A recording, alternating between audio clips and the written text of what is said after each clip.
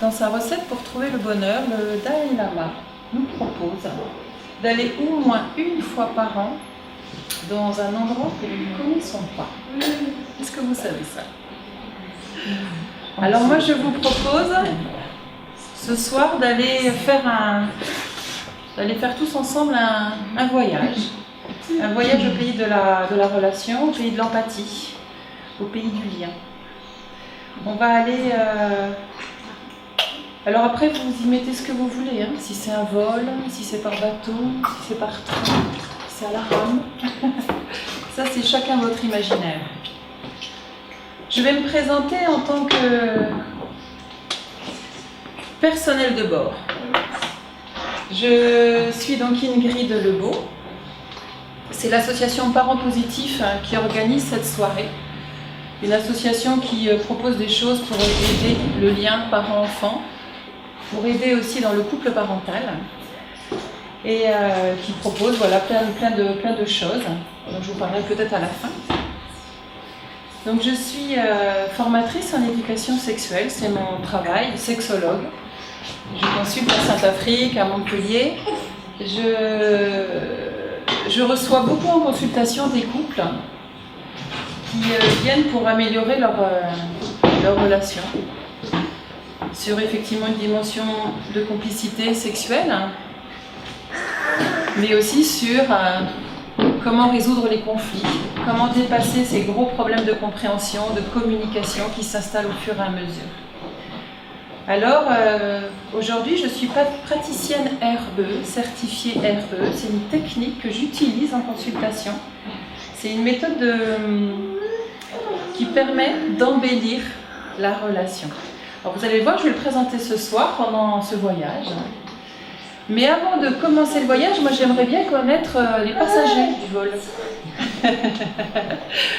J'aimerais bien savoir, vous pouvez vous lever ou juste lever la main, peut-être.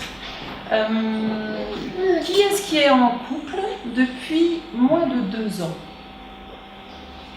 Bravo.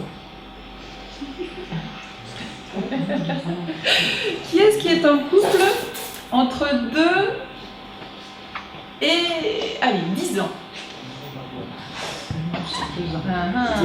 Juste limite, ok.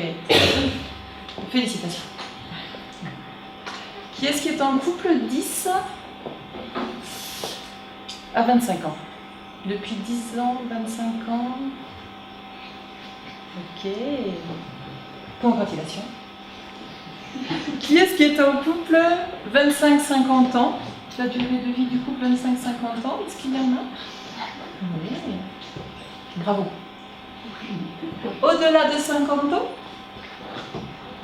Est-ce qu'il y a des personnes qui ne se sont pas reconnues? Voilà. Peut-être des personnes voilà, dans une autre posture qu'en couple. Parce qu'effectivement, la soirée de ce soir, ça va être... On va parler de la relation, du lien, mais on va parler aussi de... ça peut se passer dans le couple, hein, homme-femme. Tout type de couple, bien sûr. Et puis, dans la relation parent-enfant et dans la relation aussi professionnelle. Hein, on va voir ça. Alors, le voyage de ce soir, dans la première partie, on va essayer de savoir un peu où on va aller. Et on va essayer de définir tous ensemble ce que c'est que ce monde de l'empathie. Qu'est-ce que ça veut dire, en fait, empathie aujourd'hui? Qu'est-ce que ça veut dire mettre de l'empathie dans la relation? Comment est-ce qu'on va aller connecter cette dimension et quelle place elle a dans la relation? On va voir ça en première étape.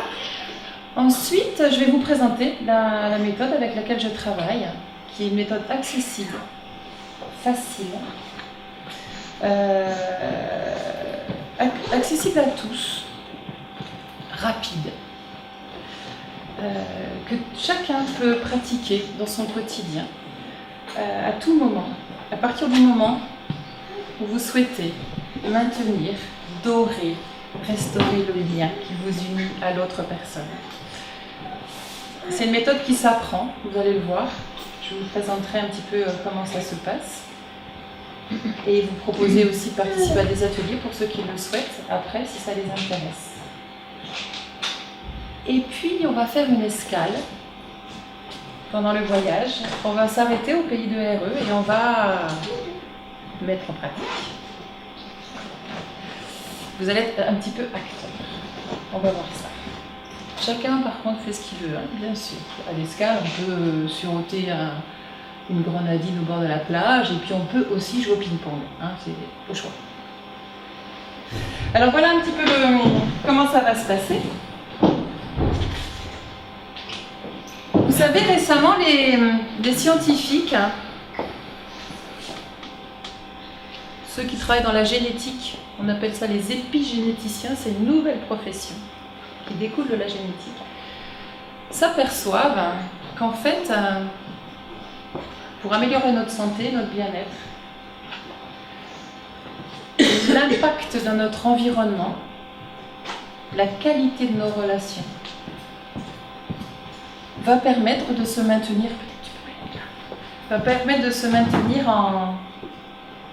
en état de santé, en tout cas en bien-être. Et ça va avoir une répercussion que d'être en relation harmonieuse. Alors ça ne veut pas dire éviter les conflits, hein, parce que vous comprenez bien que ce n'est pas une méthode miracle là, dont on va parler ce soir. Il ne s'agira pas de dire on va vivre sans conflit, sans mésentente, sans désaccord. Ça n'existe pas. Par contre, comment est-ce qu'on va pouvoir mieux aborder le fait que oh là là, on ne se comprend pas du tout, et on n'a pas du tout le même avis. Et quand je dis chaussettes, lui, il comprend pantalon. Des petits détails. C'est souvent sur des petits détails d'ailleurs que ça échoppe dans la relation, dans la vie de couple. Souvent, et puis que ça part en spirale infernale. Alors on va voir comment est-ce que... alors,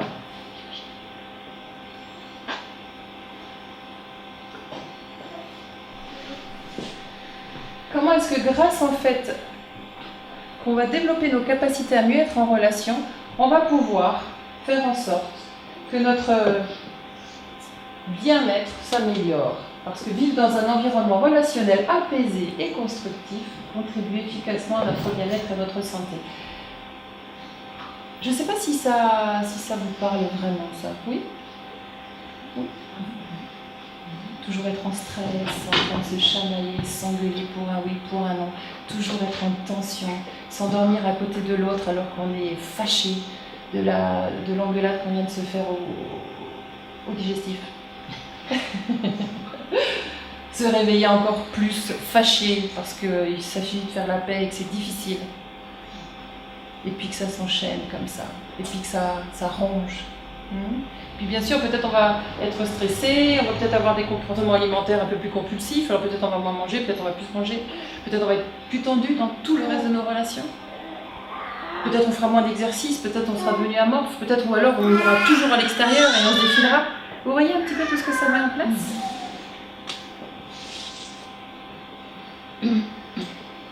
Alors peut-être que développer nos capacités à l'empathie pourrait améliorer notre relation aux autres. Vous allez me dire, mais l'empathie. Vous savez qu'il y a des études qui ont été faites. Alors c'est une étude américaine qui montre que les couples qui ne s'entendent pas vivent 11 problèmes, en moyenne, 11 problèmes non résolus, non raisonnables. Et que les couples qui s'entendent et qui durent vivent, vous savez combien ? 11 problèmes non résolus et non résolvables.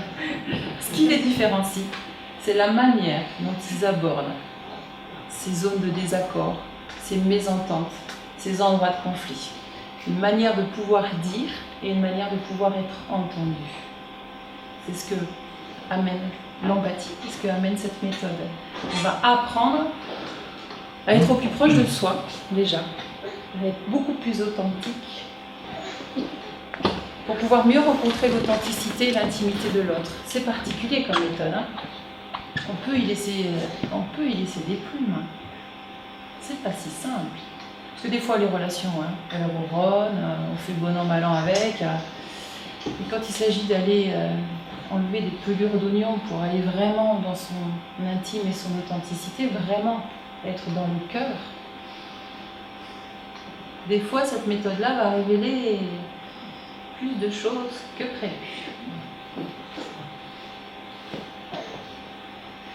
Cette méthode, elle permet d'expérimenter des outils pour savoir s'écouter ensemble avec empathie. Mieux savoir dire, pour être au plus proche de ce que j'ai envie de dire et pour que l'autre me comprenne quand même, vous voyez.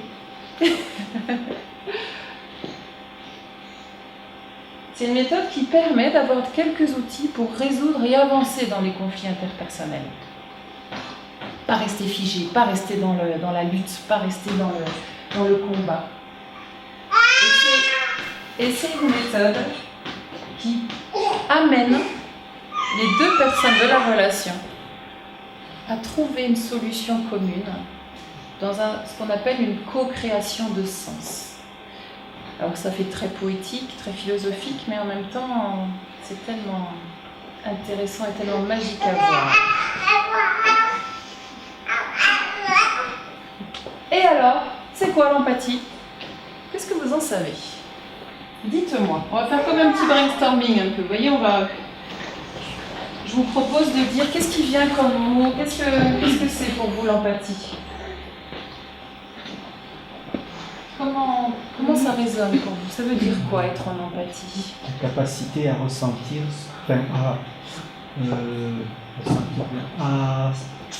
pas ressentir, mais savoir ce que l'autre ressent. Savoir ce que l'autre ressent. Oui. Ouais.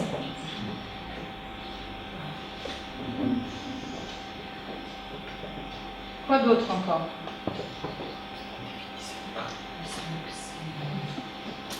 Qu'est-ce que ça pourrait être l'empathie? Être à la place de l'autre. Allez, être à la place de l'autre. Quoi d'autre encore? Équilibre en fait, savoir exactement ce que ressent, ce que vit l'autre, ce qu'il vit, être capable de voir les deux et quelque part les accepter sans jugement ni de nous ni de l'autre. Donc être à sa place sans jugement et percevoir où est l'autre. On peut dire ça? Oui. Ça correspond à ce que tu viens de dire?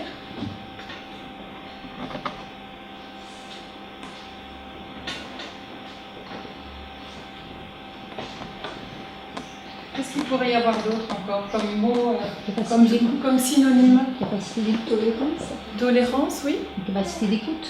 Capacité d'écoute. Ouais. Capacité à ressentir, capacité d'écoute. Tolérance, j'ai entendu. Ouais. Ouh, c'est beau tout ce qu'on dit. Oui. Savoir entendre les besoins de l'autre et les prendre en compte. Entendre les besoins et les prendre en compte. Entendre les besoins de l'autre.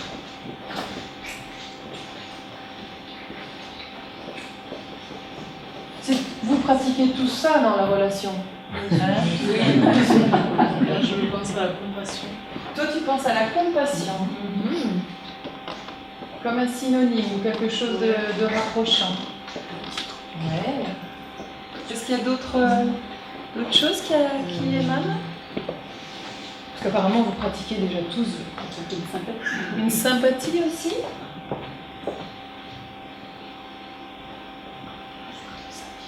Sympathie.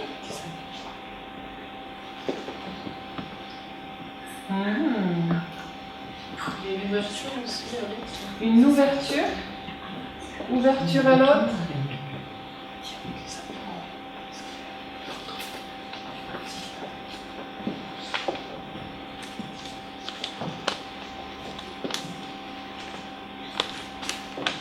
Beaucoup de choses qui vont vers, hein, je constate.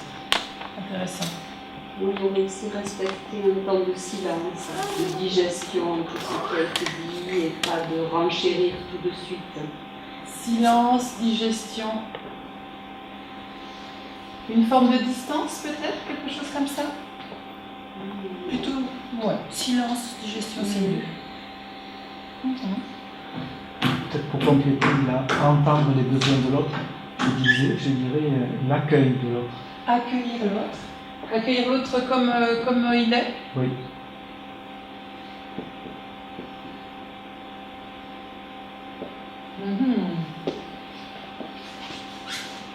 Super. Alors on va l'approfondir cette notion d'empathie. Cette notion d'empathie, elle est assez récente. Déjà, elle vient du grec, hein, en, c'est dans, et pathos, alors ça veut dire qui est éprouvé. Alors qui est éprouvé dans, vous voyez déjà, en termes de signification. Après, ça a été une des premières définitions dans la relation humaine, ça a été au XVIIIe siècle par un Allemand qui exprimait le Einfühlung, le sentir dedans, et que c'était cette capacité à se mettre à la place de l'autre. Hein, vous l'avez dit là, se mettre, être à la place de l'autre. Est-ce qu'il y a une différence entre se mettre et être? C'est à vous de voir. Hein. Cette notion d'empathie, c'est aussi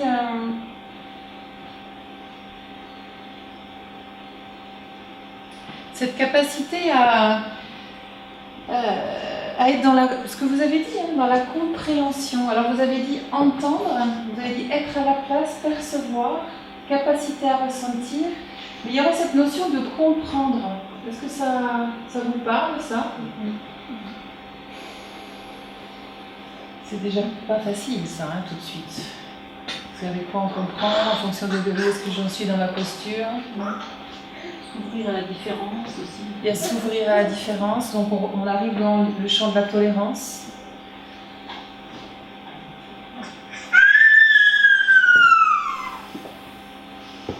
Alors, vous avez vu, hein, vous allez voir, hein, la compréhension des sentiments et des émotions d'un autre individu.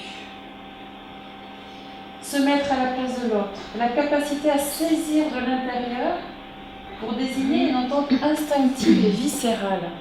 Comme si c'était, vous savez, comme si on se retrouve en accord, en adéquation. C'est quelque chose d'assez subtil finalement de se trouver en empathie. Comment rentrer en résonance avec autrui, toujours en gardant sa place. Ça ne veut pas dire que je vais changer mon opinion, chercher à convaincre, avoir du pourvoir sur l'autre, avoir raison ou me soumettre et dire finalement c'est lui qui a raison, c'est lui qu'il faut que je suive, etc. Mais de rester à sa place tout en étant dans cette compréhension de l'autre, sans jugement. En gardant ce que tu disais là, effectivement, cette notion de silence, de digestion est quelque chose d'intéressant. Est-ce que là, ces deux personnages, ils sont en empathie, si on étudie un petit peu la situation? Qu'est-ce que vous en pensez? Est-ce que ça, c'est de l'empathie? Hein? Qu'est-ce que c'est ça? Ils se ressemblent en tout cas. Ils se ressemblent. Ouais. Non, c'est pas l'empathie. Ils se comprennent bien, donc la même chose. Ils vivent la même chose. Il y a plus une projection peut-être. Peut-être une projection, une reconnaissance. Est-ce qu'on peut parler d'empathie là? Non. Parce qu'ils sont au même endroit, ils parlent de la même chose, ils peuvent effectivement se dire par similitude, oui, je comprends exactement ce que tu ressens, effectivement, on peut quand même. Ils sont dans la même position. Ils sont dans la même posture. Ouais. C'est difficile à répondre. C'est difficile à répondre, mais en même temps, Il manque des éléments. il manquerait des éléments. Mais en même temps, au niveau de l'émotion, au niveau du ressenti, peut-être qu'ils sont quand même très proches. En tout cas, physiquement, émotionnellement, dans le corps, on peut dire qu'ils vivent la même chose. Mais est-ce que ce serait plutôt pas ça, l'empathie? Et la tête aussi. Et la tête, hein, la tête qui est plutôt en écoute, Ouais. qui pourrait être en écoute, et est-ce que ça pourrait plutôt être ça, l'empathie? Là, je comprends ce que tu vis. Ça veut dire qu'on n'est pas obligé de ressembler à l'autre C'est ça, quand on est en empathie. On exactement. peut rester joyeux, heureux, gai, soleillé face à Exactement. quelqu'un. Parce qu'être en empathie, ça ne veut pas être forcément... Alors, on va approfondir, parce que souvent la notion d'empathie, On a quelques confusions entre la sympathie, la compassion, la contagion émotionnelle. Vous avez vu, on les a cités comme presque des synonymes, alors que, effectivement, on est proche de ce que vous venez de dire.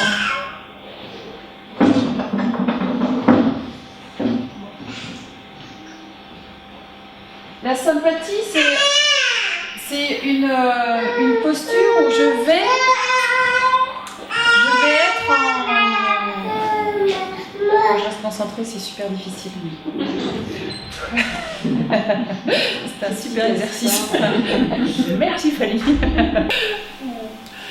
La sympathie, c'est un endroit qu'on vit tous, où on va être un petit peu, on a envie de faire quelque chose pour l'autre, on a envie de l'aider, de le soutenir, de lui donner des conseils, on a envie de lui faire un câlin, de le toucher, on a envie de le sortir, de lui proposer de faire quelque chose. Vous voyez la sympathie, on va comprendre la tristesse de l'autre, on va comprendre sa joie aussi, hein, mais on a envie d'y aller avec une sorte d'échange, une sorte de partage, d'accompagnement. Hein.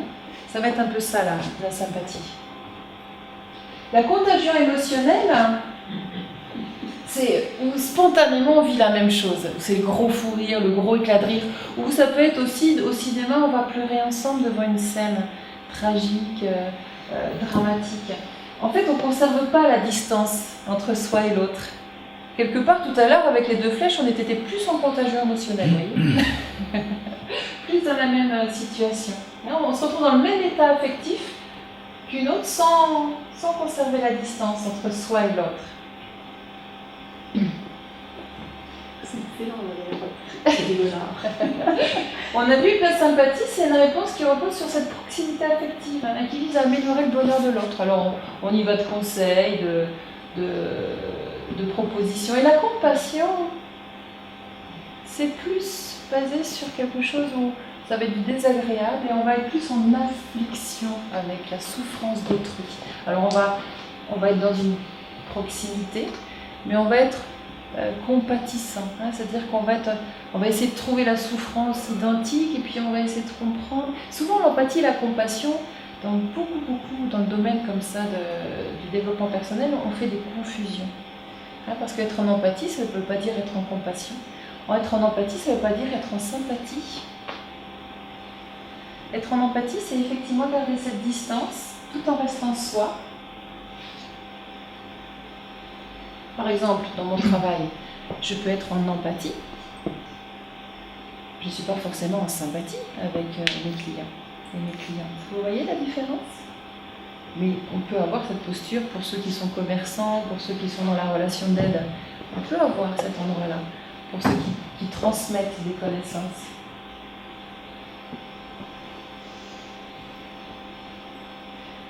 Il y aurait deux types d'empathie. Cette empathie émotionnelle, on va comprendre les émotions de l'autre, ce qu'il vit. Alors ça peut être joyeux, spontané, léger, et ça peut être aussi des états difficiles, des états de tristesse, d'interrogation, de questionnement. Et c'est aussi cette capacité à comprendre les états mentaux d'autrui. Quand vous avez certaines convictions éthiques, certaines valeurs, quelle est votre capacité à pouvoir vous mettre en empathie avec quelqu'un qui a des valeurs complètement extrêmes aux vôtres ? Comment est-ce que ça va toucher en nous ? Sur des valeurs culturelles, des valeurs morales, des valeurs religieuses. Comment est-ce que je garde ma posture empathique ?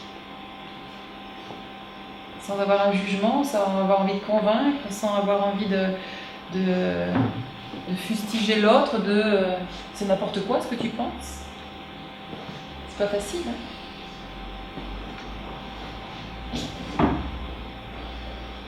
Alors, qu'est-ce qu'on pourrait dire qu'est-ce que vous voyez sur cette photo ?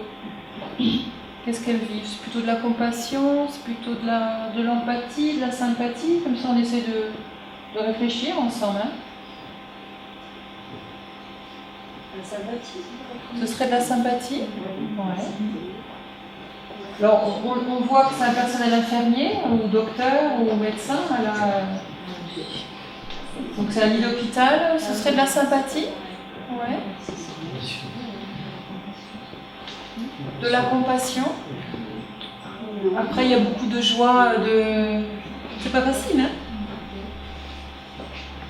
Je sais pas si c'est de la sympathie. Parce qu'on est dans un champ professionnel, là, vous le voyez, hein, c'est un lit d'hôpital, c'est une femme, il y a le barreau, là, c'est pour pouvoir écouter le cœur. Dans ce cadre-là, on est souvent, les personnes sont souvent en demande. Oui. Donc, ça, je sais pas si c'est pas plutôt de la compassion, parce que du coup, c'est pas forcément envie de donner sans avoir une demande. Il n'y aurait pas d'échange en fait, il y aurait plus une demande et que le professionnel, de par sa posture professionnelle, va fournir. Ce serait ça. Par compassion. Par compassion. Intéressant. Et là, qu'est-ce que vous voyez là?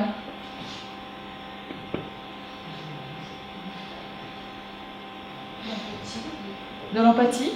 Ouais, il y a l'écoute de ce que dit son enfant. Il y a de l'écoute. Il y a une sent attention. de l'acceptation. Une certaine distance. On sent la distance qui est respectée, on sent une écoute de... On sent une proximité, mais voilà. Les deux bébés, là? Là, c'est de l'empathie, vraiment. Hein. Alors, vous savez que cette photo-là, elle est prise, mais 1 minute après, l'autre bébé se met à pleurer. Hein. Mais C'est l'apprentissage. Mais vous savez que la notion d'empathie, c'est quelque chose qu'on a tous en nous depuis le plus jeune âge. Les expériences ont été faites dès 2 ans. En fait, un enfant, par rapport au monde adulte, peut se trouver à provoquer à vivre de l'empathie. C'est-à-dire que vous pouvez manger, c'est des tests qui sont faits, où vous êtes un adulte et vous mangez à côté d'un bébé, qui mange lui aussi, avec qui touille, quoi, comme ça, et puis vous faites tomber votre cuillère, et l'enfant va donner sa cuillère en regardant l'autre. C'est comme une fonction réflexe. Ça a été observé, ça, pour voir un petit peu quand est-ce que c'est construit. Tous, on a cette capacité de vouloir, de comprendre l'état où en est l'autre et de vouloir contribuer à améliorer. Hein. Et c'est vrai que cette photo-là, finalement, elle est effectivement la plus représentative. C'est-à-dire on sent vraiment une grande écoute et une compréhension, une conservation de distance, et l'autre reste quand même, et accompagné, est accueilli là où il est. Vous voyez? Je trouve que cette photo, elle est quand même très significative de l'empathie. C'est une des plus jolies que j'ai trouvées, je suis désolée que ce soit débile.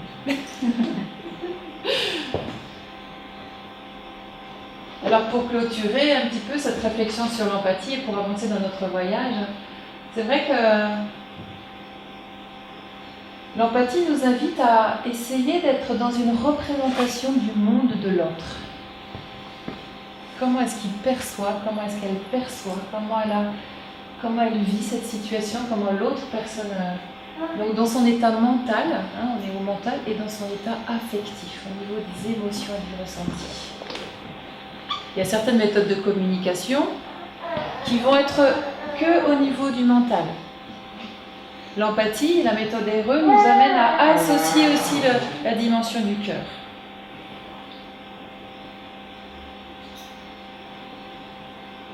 Indépendamment de tout jugement. Vous voyez un peu ce que ça veut dire? Donc bien sûr, on est de l'ordre de la compréhension et que c'est un mode de connaissance. Et c'est une pratique relationnelle qui s'apprend, qui nécessite de l'entraînement. On l'a tous, cette dimension-là. On peut peut-être vite tomber dans la sympathie, vite tomber dans la compassion, vite tomber dans le jugement, vite tomber dans non, mais c'est pas grave, ok, fais ce que tu veux, oui, chérie, oui, je t'aime, oui, de toute façon, pas de problème, oui. Et tomber dans la soumission, la négation de soi, ou être dans la prise de pouvoir, le conflit, la guerre. Mais être dans une posture comme ça, où je suis en capacité de pouvoir appréhender, comprendre, saisir, tout en gardant ma place, gardant mon amour. Ne pas m'ébranler et ne pas tomber dans une spirale infernale de justification, d'émotion, de de problèmes d'orgueil, d'ego froissé. Vous voyez un peu de fierté. Des fois, c'est difficile ça. Hein, et qui nous permet d'aller nous mettre à la place de l'autre. Penser que l'autre a ses propres expériences du monde. Regardez, on va faire une petite expérience. Nous sommes dans une même salle. Qui est-ce qui pourrait me décrire ce qu'il voit de sa place? Juste, c'est quelqu'un qui me décrit ce qu'il voit de sa place?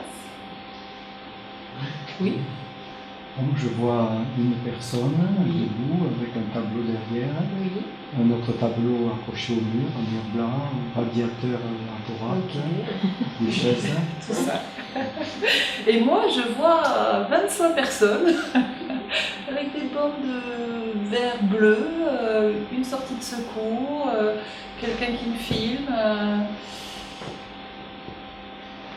Et pourtant, on vit exactement la même chose. On est au même endroit, au même lieu. Alors je peux chercher à vous convaincre que ce qu'il faut voir, c'est 25 personnes et des bandes de carrés bleus et une sortie de secours. Je peux m'acharner. Comment ça, un tableau blanc, une seule personne? Mais c'est pas possible, j'en vois 25 moi. Comment ça, blanc? Mais moi c'est du bleu. Et pourtant on vit la même chose.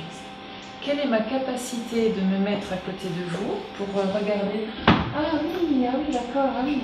Ah, tu penses comme ça? Ah quand même. Et quelle est votre capacité, vous, à venir de mon côté pour voir ce que je vois? Ah oui, effectivement, sous cet angle de vue-là, effectivement, la situation, je comprends qu'on puisse la vivre différemment. C'est ça qu'on vit tout le temps dans les couples. C'est ça qu'on vit tout le temps dans la relation. On se retrouve souvent dans une même situation, mais avec des lectures tellement différentes.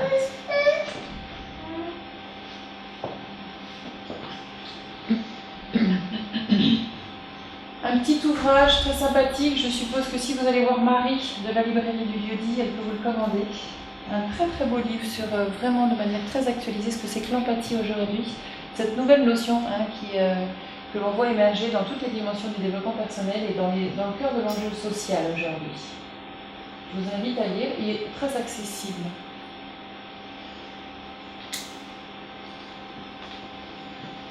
Pour pouvoir peaufiner cette notion d'empathie, cette capacité à pouvoir se mettre à la place de l'autre, tout en gardant ma distance, ça ne veut pas dire mon ego, ma fierté, etc., mais tout étant dans la curiosité de l'autre, en essayant de comprendre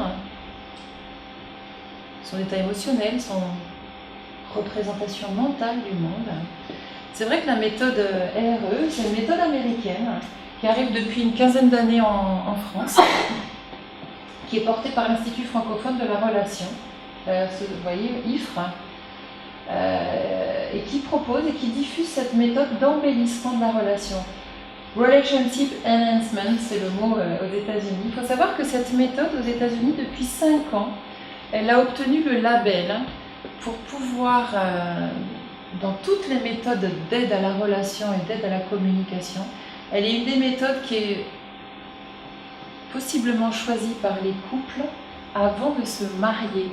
Parce que dans certains États, aux États-Unis, ils obligent, avant le mariage, que les couples fassent un stage de communication et d'amélioration de la relation. Bien sûr, les États-Unis, c'est toujours extrême, hein, on est bien d'accord. Mais l'idée de la prévention est plutôt quand même fort sympathique, me semble-t-il. Ceci étant la conséquence de ces pléthores de divorces et tout ce qui va avec, les difficultés sociales, civiques, législatives, et les enfants et les machins. Et peut-être que c'est une idée quand même intéressante. En tout cas, cette méthode-là, effectivement, fait partie des 15 méthodes proposées pour faire ce stage. Prêt à être marié. C'est assez intéressant. En tout cas, c'est une méthode qui va vraiment être dans la restauration de l'intime. C'est intéressant quand même quand on va se mettre en couple, d'être vraiment dans la rencontre de l'intime avec l'autre. Déjà l'intime avec soi. Quelle est la part d'intime que je vais donner à l'autre et réciproquement. C'est très intéressant. Cette méthode, elle permet de dialoguer à partir vraiment d'une attitude de compréhension. En fait, cette méthode, c'est intéressant, on va énormément travailler les outils en situation quand ça se passe bien. Quand ça se passe bien, en fait, toute cette méthode est issue d'observation. Qu'est-ce qui fait que les relations fonctionnent? Et ils ont observé plein de comportements, d'interaction, qui fait que quand ça se passe bien, voilà ce qui se passe. D'en prendre conscience, de les tester, de les peaufiner, de les intégrer. Vous allez voir tout à l'heure, on va faire un exercice, le premier, pour pouvoir le retrouver quand on est en situation de crise et faire baisser la pression. C'est ça la technique, c'est ça la méthode à nous. En tout cas, c'est aussi une approche qui permet de prendre vraiment en compte les attentes et les perceptions et les représentations de chacun, qui permet de repérer des décalages. Ces couples-là qui s'entendent et qui vivent sur la durée, et ils ont néanmoins 11 problèmes non résolus et non résolvables. Il s'agit de les identifier pour pouvoir en discuter, peut-être les améliorer ou pas.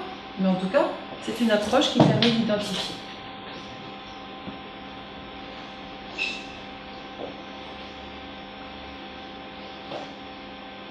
On est vraiment dans ce qu'on appelle dans la posture positive, la construction, toujours trouver des solutions qui permettent de dépasser le conflit.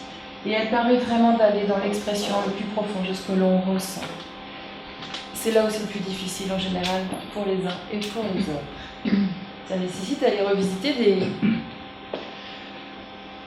du vocabulaire émotionnel, du vocabulaire du ressenti du corps. Quel est le ressenti du corps qui fait que je développe telle émotion? Et telle émotion, elle a besoin de quoi pour être résolue et dépassée? C'est un peu ça que ça amène. En tout cas, c'est une méthode qui est basée sur un entraînement de 10 capacités différentes. Ce soir, on va expérimenter la première capacité.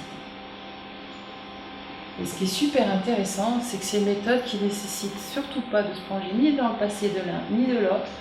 On n'est pas dans la thérapie, on est dans une méthode pédagogique, une méthode d'apprentissage, une méthode où on va acquérir une boîte à outils, tous les deux, avec les mêmes outils, le même mode d'emploi, et quand on se retrouve en difficulté, on va aller puiser dans le même endroit. Toute la force de la méthode est là-dedans.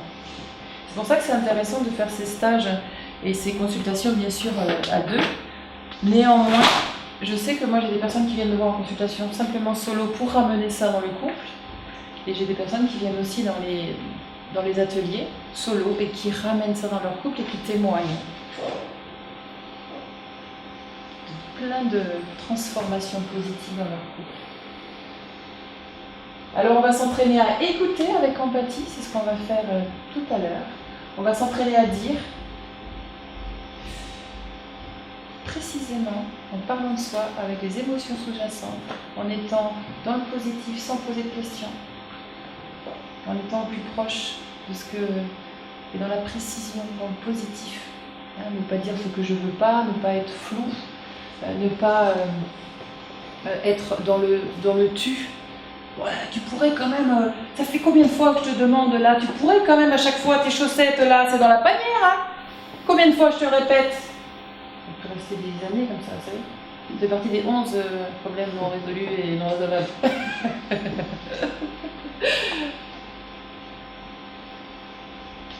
Apprendre à identifier qu'est-ce qui me gêne dans la chaussette qui traîne en dehors du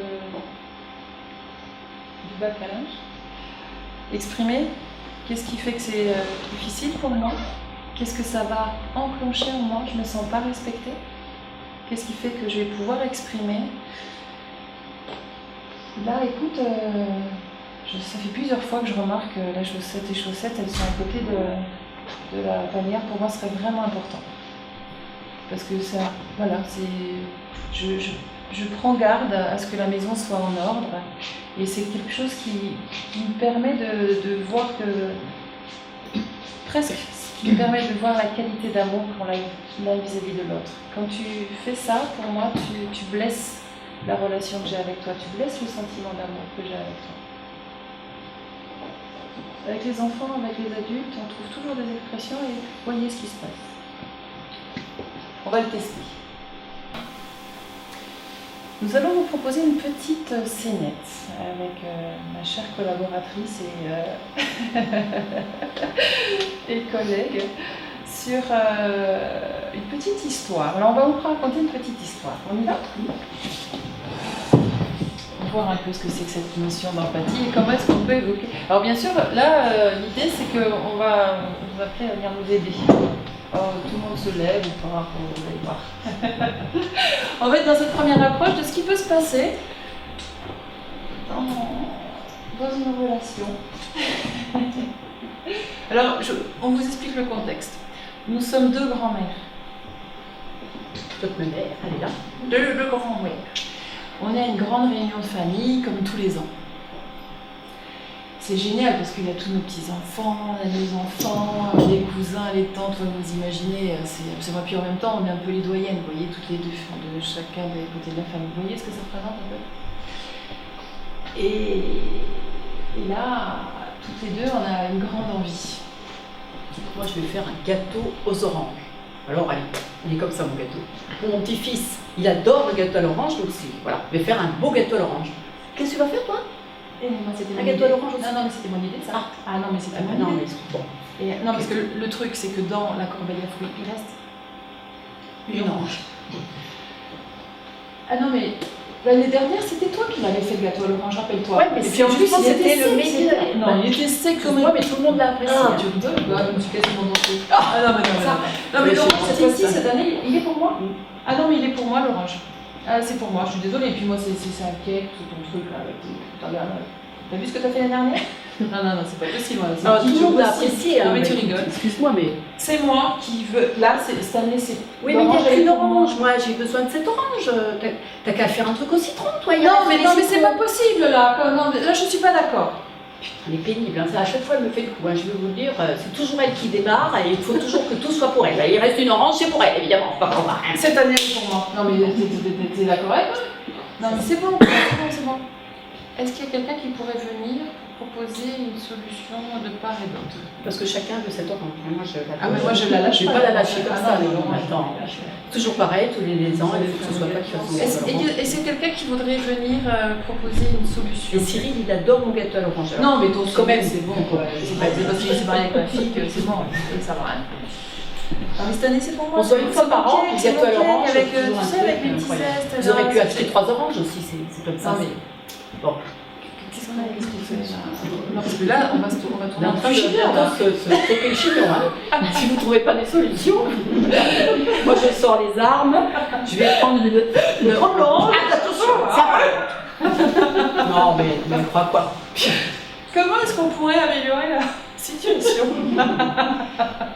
Est-ce qu'il y a quelqu'un Non, je ne ferai pas de gâteau au chocolat, c'est à l'orange que je vais le faire. C'est pas peine de me dire qu'il y a du chocolat, c'est pas la peine. Ça marche pas. Non, mais c'est bon, parce qu'il y avait du chocolat. T'as remarqué qu'il n'y avait rien ici. En tout cas, une orange est pour moi.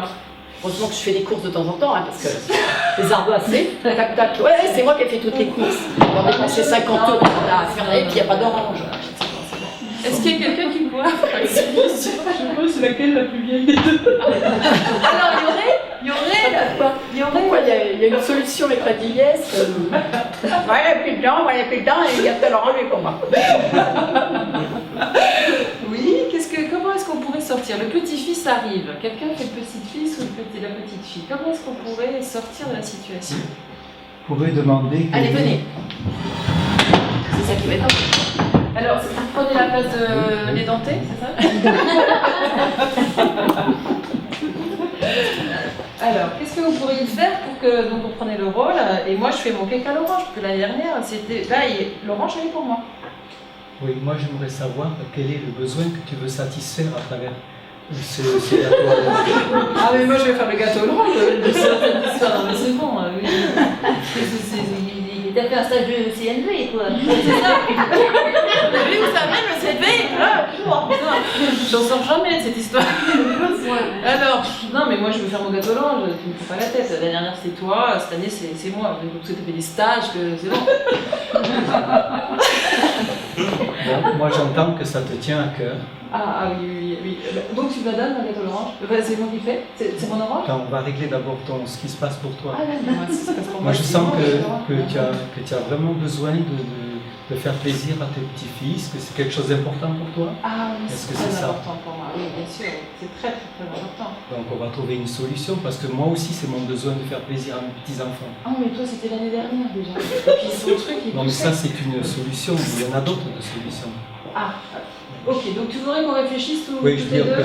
qu'on va trouver une autre stratégie pour satisfaire nos besoins réciproques. Ouais.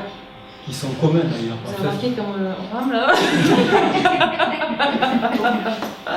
C'est un bon essai. hein, quand C'est même. un très bon essai. Je Non, laisse restez. Moi j'adore. Très bon essai.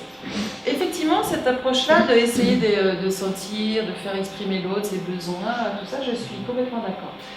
Mais le cœur du problème, il est pas là. Si on approfondissait, s'il y a une très nette solution à la problématique. Acheter une deuxième orange, c'est 1 kilo d'orange. Ah ouais, mais non, mais on est dimanche, c'est le week-end de Pâques, tout est fermé là. Non, c'est bon. Moitié, un petit gâteau. Ah non, mais l'année dernière, t'as fait ton truc tout moitié sec. d'orange et puis Moitié d'orange. La moitié, ça va, ça te va toi? Ah Seulement non, moitié, ouais, parce que moi moitié. ça me va pas en fait, mais je dois Pas du du orange tout. ensemble. Moi, c'est une orange. Isélis, la meilleure grand-mère, elle est le meilleur gâteau. C'est comme ça, ils s'en souviendront tous toute leur vie. Non, il faut faire le gâteau ensemble. Ah non. Mais non, c'était elle l'année dernière.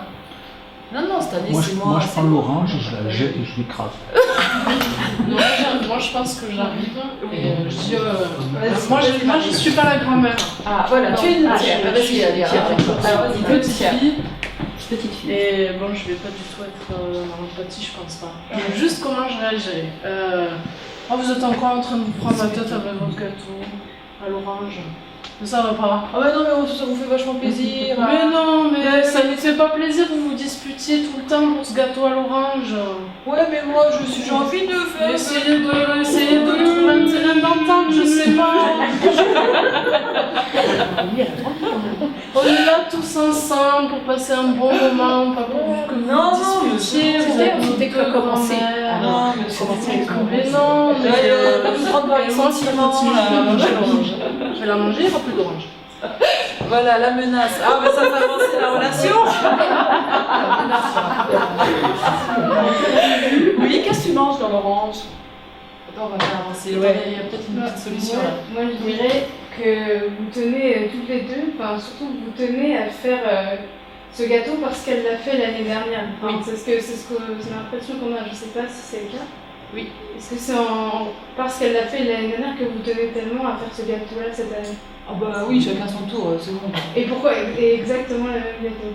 Est-ce Ah, qu'il y a c'est pas le même gâteau parce que chacun sa le ciel recette. est tout sec, vous avez vu tout machin, là, tout ce Il est qui super bon, bien. Ça c'est Et moi, c'est un cake, quoi, tu vois. C'est un cake, et puis en plus, moi j'ai besoin, vous voyez, c'est un cake au zeste d'orange, vous voyez, moi, c'est vachement. Moi, j'ai besoin en fait, les ailes, on fait un peu, c'est la décoration de l'orange, on le fait. Est-ce que vous n'avez pas l'impression d'être un peu dans une relation de compétition sur Alors là, et on va faire une petite thérapie. Alors on va passer dans le passé de l'un et de l'autre. Allez, on y va, on va aller voir le psy. Ça va résoudre le problème du Je sais gâteau. pourquoi j'ai besoin de faire des gâteaux l'orange. Juteux, moi, il faut qu'il soit. Non. Elle, c'est avec le zeste. Il y a le zeste, il y a la chair. Merci.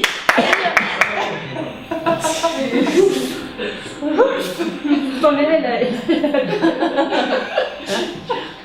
Merci. Est-ce que une des pistes pour s'entendre dans l'empathie, c'est de ne pas être dans la précision, dans exactement ce qui est important pour nous, de définir? Parce qu'effectivement, une des deux mamies pilotée, aidée par un petit enfant, une petite fille, un oncle, une tante, etc., on aurait pu peut-être Au fait, s'approfondir. qu'est-ce que t'as besoin pour ton gâteau à l'orange, toi? Ah La oui, farine, mais moi, tu sais, mais non, c'est le zeste, tu sais, je râle le oui. zeste, c'est ça, ça fait tout fin, c'est ça, c'est là où ça a le plus de goût, tu vois. En fait, moi, c'est le jus qu'il me faudrait. C'est le jus. Donc, l'orange, on peut peut-être. Je te passe le zeste et puis le jus. Ah, c'est pas mal ça. Est-ce que vous voyez où on est arrivé? Au lieu de se crêper le chignon, c'est vrai que si on se demandait vraiment ce qu'on avait besoin, De manière précise, et qu'est-ce qui est important pour chacun, déjà on sort de pas mal de choses. Qu'est-ce qui se passe si toutes les deux veulent le jus? Ah, bien sûr, on est sur d'autres sujets. Mais là, la situation, c'était comment est-ce qu'on vous met en évidence le fait d'aller creuser, non pas dans le passé, ni de l'un ni de l'autre, ni dans l'antériorité, ni dans le fait qu'elles s'engueulent tout le temps ou pas, ni dans les échanges émotionnels, ni dans l'histoire, ni dans le pourquoi, ni dans le comment, mais simplement dans la précision. Souvent, on passe énormément de temps dans les disputes, alors qu'on a échoppé un détail. Et que plus on va être dans « j'essaye de me mettre dans le monde de l'autre », en demandant précisément ce qui est vraiment important, ce dont l'autre a besoin, et comment et pourquoi, etc. Et que moi, effectivement, d'entrée de jeu, j'aurais été une mamie empathique, je lui aurais dit « mais moi j'ai besoin exactement du zeste, parce que c'est ça, tu sais, je le fais masser, etc. » On n'en serait jamais arrivé là. Vous voyez? C'est une petite illustration. C'est caricatural, quoi, c'est carrément caricatural. Et c'est pour vous expliquer qu'il y a plein de méthodes qui existent, et la thérapie, et on essaie de réconcilier, et on fait des phrases alambiquées sur le machin du truc du bidule, alors que simplement il y a des petites choses à savoir dans le savoir-dire et le savoir-écouter. C'est ce qu'on observe dans les relations, dans les communications qui marchent. C'est 10 choses à savoir. Et ce n'est pas des méthodes, on va dire des concepts. C'est simplement le cœur de l'observation sur 10 clés.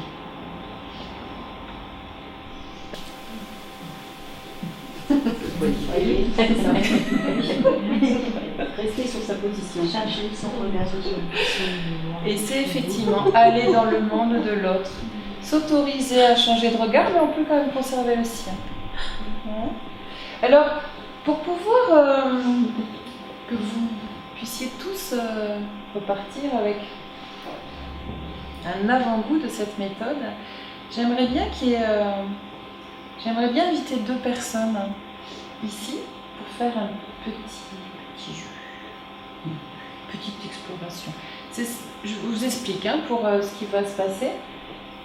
J'aimerais bien proposer à 2 personnes de venir chacune se raconter une petite histoire de quelque chose qui est arrivé dans la journée, hier, avec une charge émotionnelle positive, quelque chose que j'ai envie de dire de manière simple à l'autre, et après j'explique la suite. Donc il n'y a rien d'impliquant, c'est juste pour faire une démonstration dans laquelle je vais me retrouver impliquée. Vous allez voir. Est-ce qu'il y a 2 personnes qui souhaitent se mettre en scène? Tu viens, Nathalie? Oui. Merci. Et une autre personne qui voudrait... Allez, super.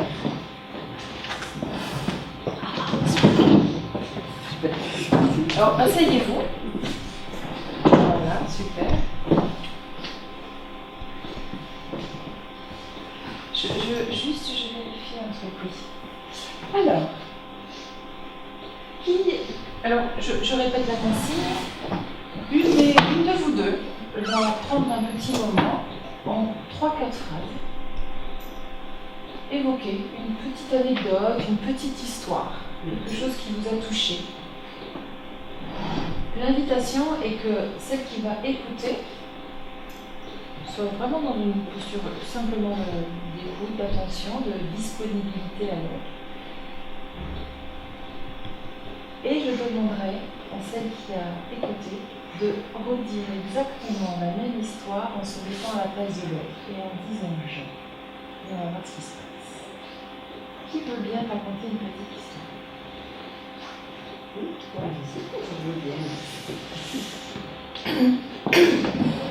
Alors, quand Ingrid tout à l'heure a dit qu'on partait dans une embarcation en voyage, moi j'ai fait du chien de traîneau pendant le week-end, donc j'étais sur mon chien de traîneau, et puis tout d'un coup, elle a dit on vole. Donc le chien de traîneau s'est mis dans les airs et on se retrouve avec des rames.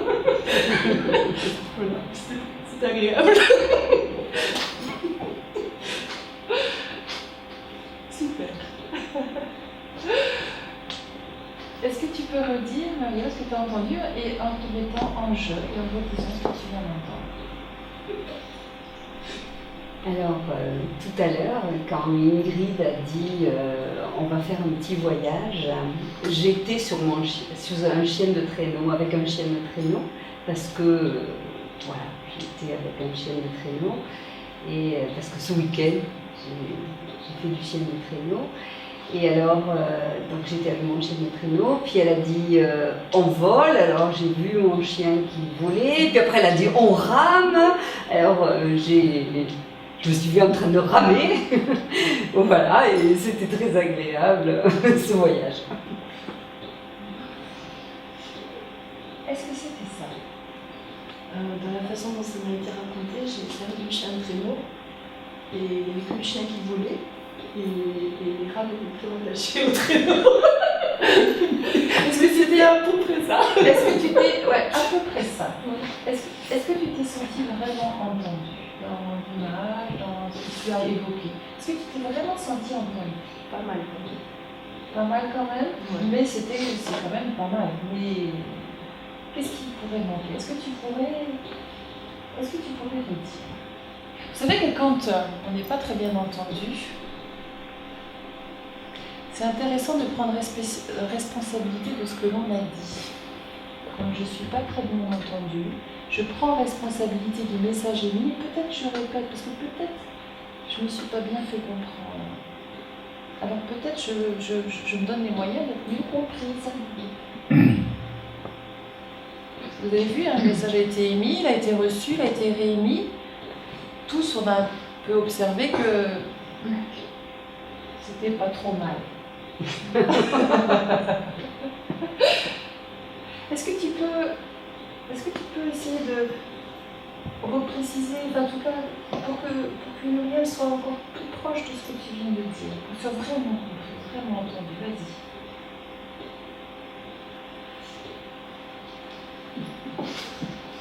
Ouais, c'est difficile parce que je rajoute quoi, j'enlève quoi, Peut-être redis. C'est juste pour redire. Simplement redis. Juste dire. Donc, quand je suis arrivée, Ingrid a dit qu'on partait en voyage, on a parlé du dingue de ma vie. Ne complexifie Ouais. pas. Message émis. S'il est revenu et qu'il n'a pas compris, l'idée c'est pas de le complexifier, vous voyez. L'idée c'est de le simplifier. Simplifions quand on parle les uns envers les autres. Simplifions notre langage. Épurons, simplifions. Mettons un ou deux idées maîtresses, juste, vas-y. Synthétise. Ce qui est important pour toi. Donc Tu rêves donc. Ingrid. Merci.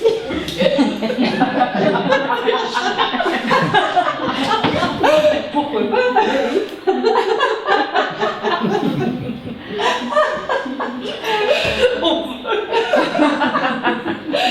C'est sûr, ça peut être ça. Mais il y a toujours le traîneau qui vole avec les chiens. Après, ça dépend de notre attention. Est-ce qu'on a envie d'être comprise? Aussi ça. Hein, on y va. Et après, il y a toujours le traîneau avec les rames. Avec les chiens. Est-ce que c'est OK pour toi de continuer ou on passe à l'inverse? Après, je sais pas ce que je peux rajouter plus. Ça va repréciser les images, mais c'est vrai que là, du coup, c'est un peu difficile pour moi. Ouais, c'est un peu difficile. C'est OK comme ça. Ça te va? Est-ce que le rôle de l'écoute, maintenant, on va inverser? Est-ce que c'est OK? Ouais? Allez, on va essayer. Alors, à toi, Maria. Le chien et le traîneau. C'est ton histoire à toi. Oui, ah d'accord. Donc j'imagine, j'espère que c'est une toute autre histoire.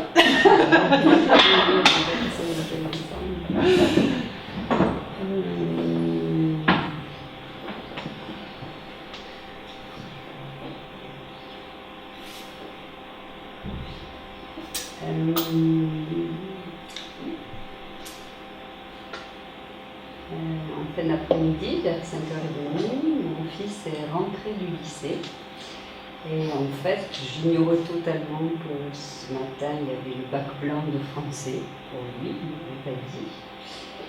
Et il est rentré dans la cuisine et il m'a dit, tu sais, ce matin, on a eu le bac blanc de français.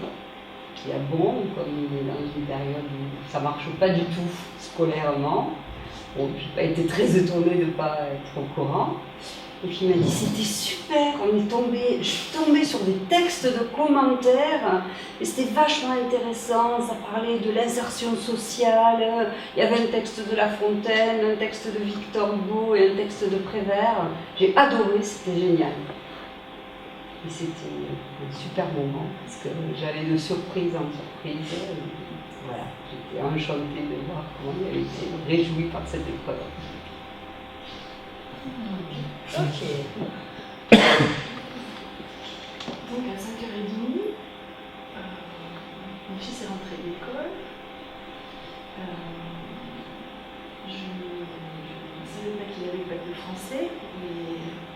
Et il arrive en le bac blanc de français. Il arrive en me disant qu'il a eu le bac blanc.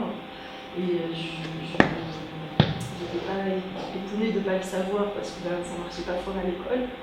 Donc, et là, il était tout enthousiaste de lui dire que ça avait super bien marché, qu'il était tombé sur des textes sur l'insertion sociale, Victor Hugo. Il y en avait d'autres.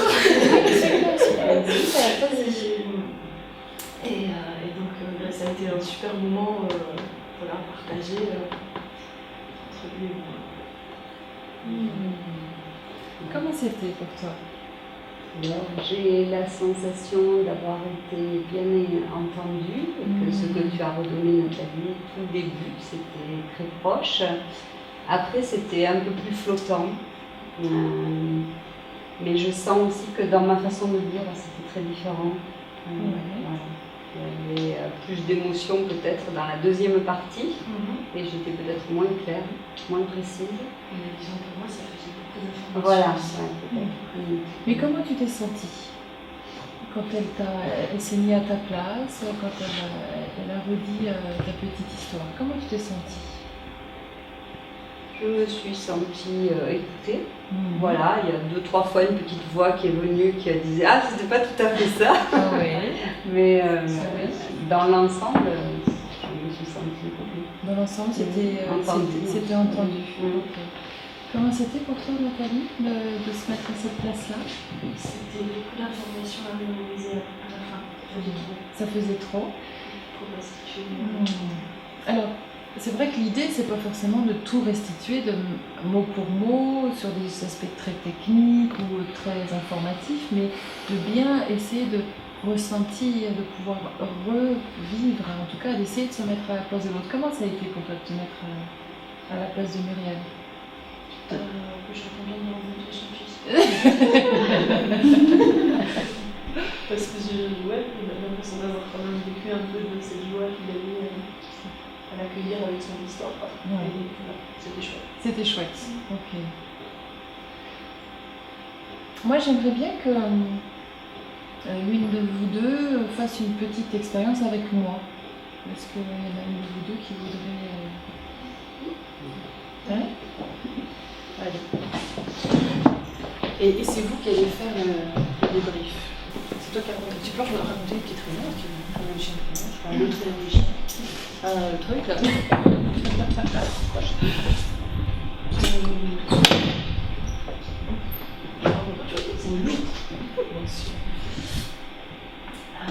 Dans ce week-end, je me suis retrouvée du coup, dans une association de sport adapté pour handicapés. Et on a fait du chien de traîneau avec des personnes à nous. Et ça a été une belle histoire, une belle rencontre. Et c'est des gens qui ont une écoute du coup, de qualité et une présence à l'autre de qualité. Et c'était vraiment quelque chose d'agréable.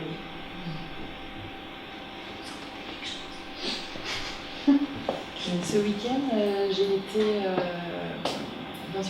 avec une association de sport pour handicapés et je me suis retrouvée à faire du chien de traîneau avec des aveugles Et c'est là que je me suis retrouvée avec des gens de grande qualité. C'est un moment de partage vraiment très étonnant pour moi, de grande qualité, très riche. Ça a été très agréable ce week-end-là pour moi. Comment c'était? Et comment? Parce que c'est pas le même mot, mais par contre, il faut les émotions d'être quoi. C'est ça. Ok. Comment ça a fait?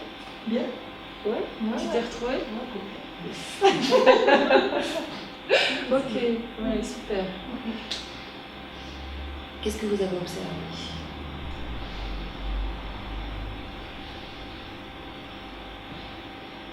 L'intonation, la voix.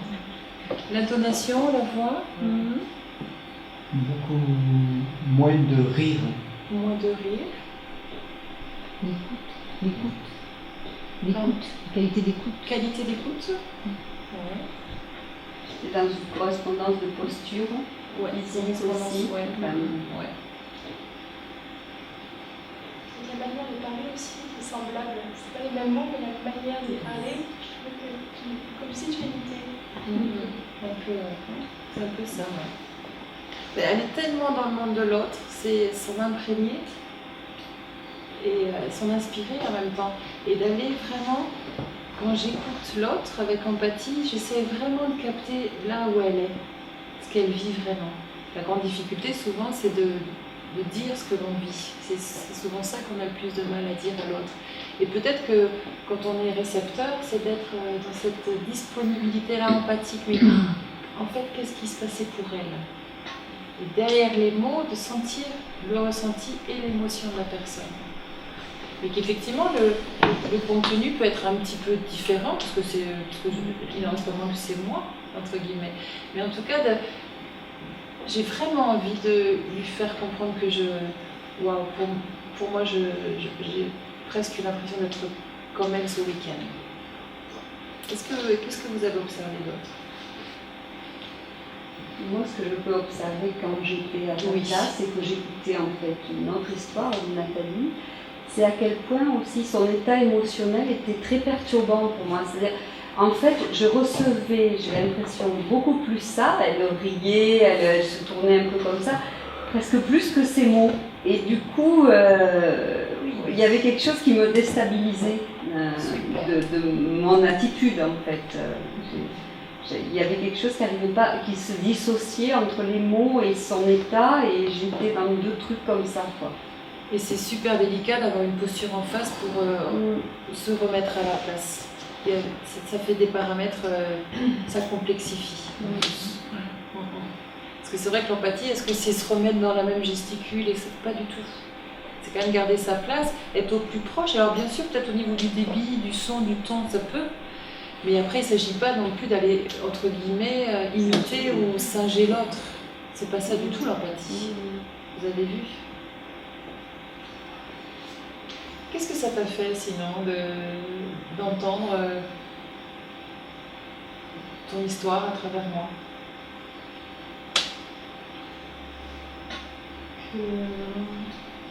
Ouais, peut-être plus recentré sur ce qui s'est vécu dans la relation intérieurement.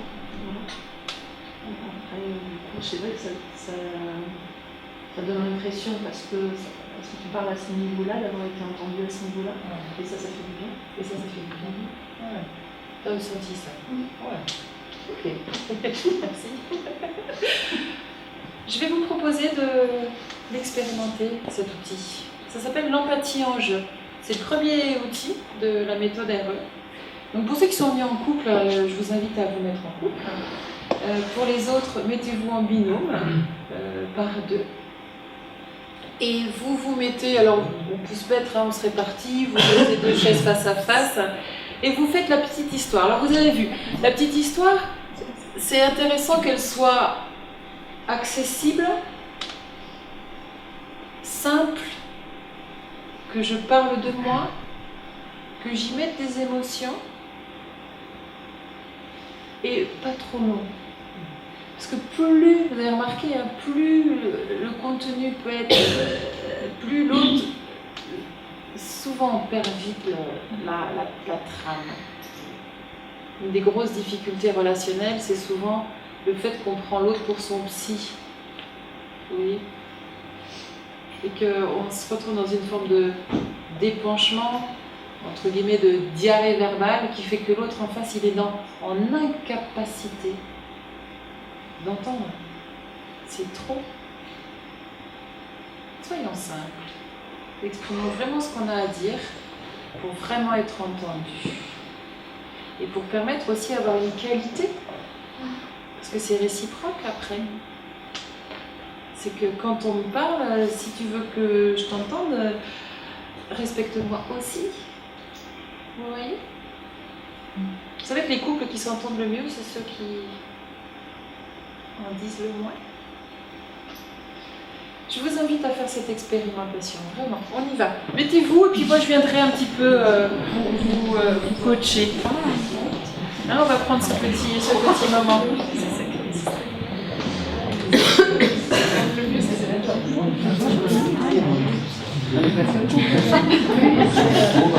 Après, vous pouvez vous mettre par trois si vous voulez, c'est qu'il y en a un qui écoute, comme là tout à l'heure, en mise en situation. Après, vous pouvez ne pas faire l'exercice. C'est vraiment au choix. Mais profitez de... Ah, super. Mettez-vous... non, parce que ça s'échelle. Ah, non, mais si peut-être je veux être... On peut se mettre un petit peu plus loin aussi si vous voulez. C'est possible quand c'est évoqué dans le couple que vous avez vu la qualité que ça demande de présence à soi et de présence à l'autre. C'est une posture déjà bien particulière. Est-ce qu'on est tout le temps dans cette capacité-là? Moi non, hein, je vous le dis direct. Oui, avec Suzanne, c'est ce qu'on s'est dit Ouais. mutuellement, qu'on était fatigués et que du coup on avait du mal à être vraiment dans l'écoute. Ouais. Il faut peut-être être, comme tu disais, disponible quoi, hein, à écouter. Ouais. C'est pas facile.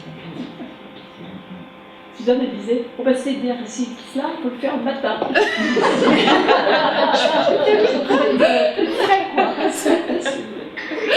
Oui, ça demande... Pardon? Ça dépend des personnes. Oui, parce qu'en matin, il y en a certains, juste, il y en a aussi qui sont off le matin. Est-ce que vous avez commencé, vous avez un peu entreaperçu un peu cet endroit de cette empathie, cet endroit de présence à soi et à l'autre, qui fait que je vais rentrer un peu dans l'intime de l'autre, mais en même temps, l'autre va pouvoir aussi me révéler des parts d'intime de moi. Ma difficulté, mon absence, ma propre histoire, mon jugement, mon interprétation, mon système de valeurs, ma croyance, ma représentation, enfin... Moi, par exemple, j'avais l'impression d'être pas claire et qu'elle m'a rendu quelque chose de plus clair. Et ça, c'était super agréable. Ah, génial. Parce qu'on s'est vraiment compris. Yes. Ouais, c'est exactement ça, ça crée vraiment un lien. Génial, merci de ce retour. Souvent, ça fait ça, l'empathie en jeu. Ça permet de travailler et d'être réentendu en disant waouh, et d'apprécier la qualité d'écoute de l'autre. Et que de se sentir entendu, t'as vu comme ça fait du bien? Yes. Souvent, cette qualité d'écoute dans le couple, on ne l'a pas appris. Cette qualité d'écoute dans la relation à l'autre. Souvent, on paye un thérapeute pour l'avoir, cette qualité d'écoute, si je peux me permettre. Oui, on est bien d'accord. Ça peut être accessible à tous. Ça peut être accessible à tous. Est-ce que vous avez d'autres témoignages, d'autres retours, des questions? Mais moi j'aimerais bien quand même, du coup dans ce que j'ai entendu, je me dis l'émotion qu'on met quand on parle, c'est comme si on parle un autre langage en même temps que le langage. Et du coup ça demande à l'autre, quelque part, 2 fois plus de présence à ce qu'on est en train de dire. Et du coup attention de ne pas mettre trop d'émotions quand on parle, quoi. Sinon on fatigue aussi, enfin voilà, l'autre en face se fatigue plus vite, quoi. Alors, il peut y avoir ça, mais ça peut être aussi très important pour l'autre d'avoir un contenu émotionnel, pour pouvoir être plus en identification possible avec l'autre, pour pouvoir plus s'immerger dans le monde de l'autre. Des fois, souvent, c'est plutôt dans le sens inverse, c'est que nos manières de nous parler sont tellement appauvries de nos émotions et de nos ressentis que c'est difficile aussi d'être en relation avec l'autre, parce qu'il parle d'un truc, mais on sent qu'il parle avec une distance, un blindage, et en fait on ne capte pas l'autre. Et ça crée aussi cette distance-là dans la relation, parce que l'autre il donne rien de lui, et puis l'autre il perçoit rien, alors ça peut être très compliqué. Et en même temps, quand on va en mettre trop, c'est pareil, ça peut submerger l'autre. Et que là, c'est toute la finesse de la relation de couple. Et ça, bon, on a des années et des années pour explorer ça. La relation dans le couple, c'est un long chemin. Et c'est ça qui est génial. De pouvoir identifier où chacun en est. Oui. Moi, je me demandais comment faire pour pas interpréter comme elle dit, et c'est-à-dire comment faire pour avoir de la distance avec sa propre expérience, son propre vécu, qui entre en jeu dans la compréhension de l'autre, et qui vient brouiller un peu ce que l'autre a dit. C'est un peu ça, hein. C'est-à-dire qu'effectivement j'ai ma charge de perception, de représentation, mon jugement, mon passif. On a tous nos bagages quand même. Hein. Essayer d'enlever les bagages, d'écouter vraiment l'autre, ça ne veut pas dire aussi qu'à un moment donné, ça s'apprend dans la technique, c'est quand même après je vais positionner moi. Ben, tu viens de me dire ça, moi j'en suis là. Et puis que l'autre écoute, et qu'on avance comme ça de concert. Les autres outils qu'on apprend avec la méthode RE, c'est donc il y a 2 outils pour le savoir écouter. Donc cette empathie en jeu, puis l'empathie en tu, qui est un tout autre exercice. Et après, on a 6 outils pour le savoir dire, 6 clés. Et après, on a 2 outils pour la résolution de conflits et le soutien mutuel à l'interaction. C'était très barbare sur la fin. Mais c'est comment est-ce qu'on va pouvoir se soutenir mutuellement, comment on va être équipé des mêmes outils pour aider l'autre à exprimer exactement ce qu'il veut. Et c'est 10 capacités en fait qui se travaillent dans les ateliers que je propose, qui peuvent aussi être explorées en consultation, étant donné que quand un couple vient avec une charge conflictuelle forte, une mésentente, un désaccord, un passif, d'origine sexuelle ou d'origine de communication, souvent l'un va avec l'autre, acquérir ses capacités, dépasser le conflit, trouver des solutions, ça nécessite entre 10 à 15 séances en consultation couple avec un thérapeute RE. Et après, sous forme de mini-stage, hein, ces ateliers RE, ben on va explorer, on va expérimenter, acquérir toutes ces capacités. L'effet du groupe fait que c'est exponentiel, ça va beaucoup plus vite pour les uns et pour les autres. Et juste pour vous raconter la petite anecdote pourquoi je refais cette conférence ce soir, hein, c'est que je l'ai fait au mois de novembre.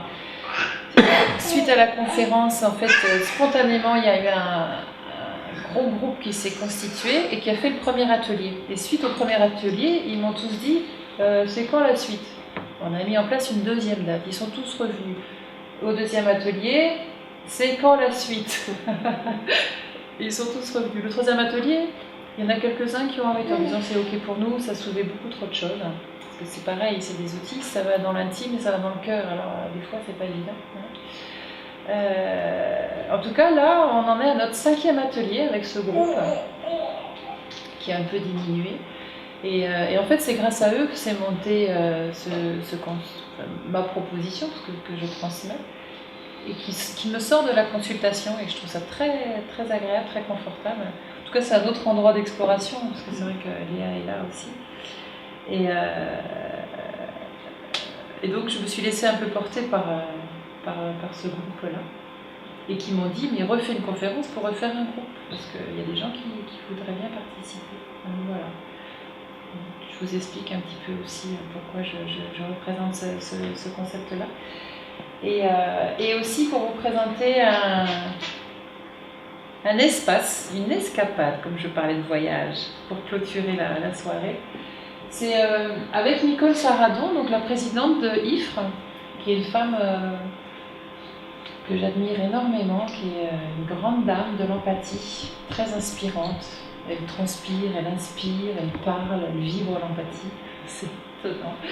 On a co-créé cette proposition de week-end pour couple. Le petit document, il est sur la table en sortant. Pour ceux qui souhaitent, voilà, passer une étape, passer une marche dans le couple. C'est un week-end cocooning, plaisir, ouvert à 6 couples. Il ne reste que deux couples possibles. C'est le 25 et 26 avril dans la vallée de la Buège, dans un endroit absolument paradisiaque, où c'est magnifique, c'est absolument magnifique. Et la proposition, c'est pas un travail de groupe pendant le week-end, hein, on se retrouve le matin pour présenter le week-end, et après, chaque couple va en séance avec Nicole et en séance avec moi une fois par jour. Et pendant que les autres ne sont pas en séance, il y a plein de petits exercices, propositions à faire pour améliorer bien sûr la complicité sexuelle amoureuse et pour agrémenter et améliorer l'entente et la communication. Et le soir, c'est un super bon repas parce que c'est un endroit où il y a une chef cuisinière qui est absolument extraordinaire. Et c'est un lieu magnifique. Voilà. Puis avec spa, un marbre, enfin, il y a un petit peu tout. Pour vraiment vivre un bon week-end. Donc pour ceux qui sont intéressés, il y a encore de place. Et voilà. Dans quelques années. Pour parler de la Donc le stage, je l'anime avec Nicole Saradon. Nicole Saradon est cette personne qui, sous forme de stage, anime encore la transmission de la méthode RE à Marseille. Pour ceux qui veulent aller faire, c'est des stages de 3 jours. Il y a plusieurs niveaux. Après, il y a tout l'aspect aussi de devenir praticien. Donc, vous pouvez avoir des renseignements par mon biais. Et moi, vraiment, je me régale avec cet outil, cette méthode. C'est un bel espace proposé aux couples et qui est accessible, pratique, dans toute relation. Et tout à l'heure, vous voyez un monsieur qui a perçu que ça pouvait être aussi pertinent dans le cadre de l'entreprise. Et effectivement aussi, ça se pratique et ça se propose dans le cadre de l'entreprise, bien sûr. On parle de conflits interindividuels. On équipe tout le monde des mêmes outils et puis on passe à autre chose. Beaucoup d'approches vont essayer d'analyser le pourquoi du comment, du qu'est-ce, du qui. Là, c'est l'idée, on s'équipe et on avance. C'est un peu ça. Dans le couple, on s'équipe et on avance.